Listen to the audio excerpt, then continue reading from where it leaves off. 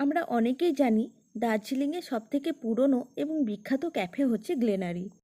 যারা দার্জিলিং ঘুরতে যায় তারা অনেকেই এটাকে ভিজিট করে, আর আমরাও বা বাদ যাই কেন, তাই আমরাও এটাকে ভিজিট করলাম। এই গ্লেনারিটা মেনলি বেকারির জন্য বিখ্যাত, তাছাড়াও সকালে ব্রেকফাস্টের জন্য এটা নামকরা। এই বেকারিটা প্রায় 135 বছরেরও বেশি পুরনো, আর ব্রিটিশ আমলে এটা তৈরি হয়েছিল। বাট সেই সময় নামটা অন্য ছিল, আর স্বাধীনতার পর এই নামটা চেঞ্জ হয়ে গ্লেনারি রাখা হয়েছে।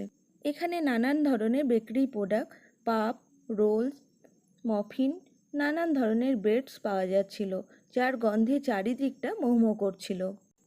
আর সব কিছু বেকারি প্রোডাক্টের কিন্তু ডেট লেখা ছিল, কতদিন পর্যন্ত এটা ঠিক থাকবে। ওখানে আমরা যেগুলো বেকারি প্রোডাক্ট ট্রাই করলাম ওগুলো কিন্তু খেতে দুর্দান্ত ছিল, বাট দামটা একটু বেশি ছিল। আপনারা ঘুরতে গেলে